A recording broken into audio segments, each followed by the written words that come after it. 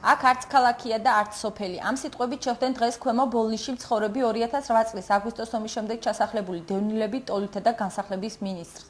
სოზარ სუბარმა მათი მოთხოვნები და პრობლემები მოისმინა. ისინი სხვაგან გადაყვანას ითხოვენ. მათივე განცხადებით არანაირი საცხოვრებელი პირობები არ არის.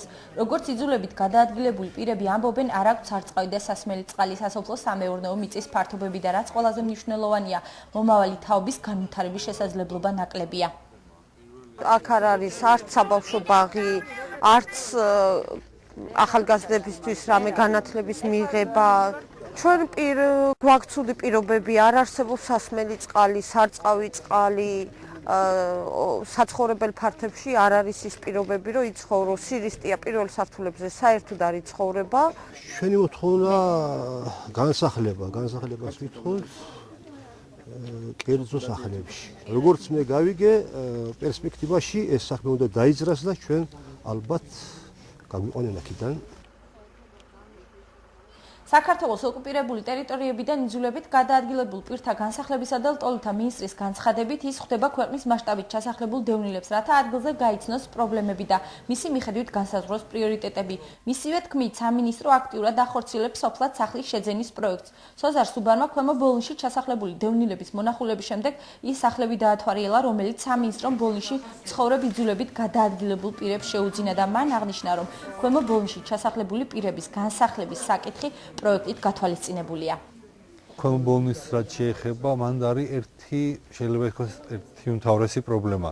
ეს ადამიანები ცხოვრობენ კორპუსში, არ აქვთ თქვათ მიწა და არ აქვთ სოფლის მეურნეობისთვის საჭირო საშუალებები და მარტივად სვამენ კითხვას, რომ თუ სოფელში ვცხოვრობთ, იქნებ სოფლის სახლი გქონდეს, რომ სოფლის მეურნეობა ვაწარმოოთ, ან თუ მაინც კორპუსში უნდა ვიცხოვროთ, წაგვიყვანეთ სადმე ქალაქში.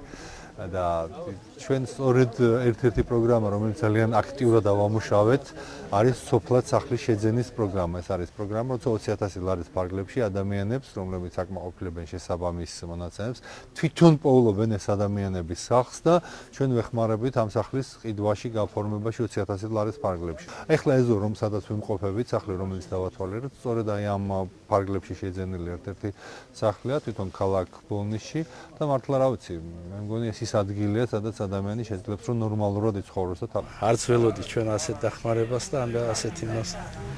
რა ვიცი, ასე ჩვენს ვივარგებთ ალბათ. მიმდინარე წელს დევნილთა სამინისტრო ბოლნიში 11 იძულებით გადაადგილებულ ოჯახს შეუძენს საკუთარ სახლს, ხოლო ქვემო ქართლის მასშტაბით 26 ოჯახს დააკმაყოფილებს საცხოვრებელი ფართით. აღსანიშნავია, რომ ქვემო ბოლნიში კომპაქტურად ჩასახლებულ დევნილებს, სადაც 20 ოჯახი ცხოვრობს, კომუნალურ გადასახადებს ბოლნისის მუნიციპალიტეტის გამგეობა უხდის, რისთვისაც მინისტრმა გამგებელს მადლობა გადაუხადა.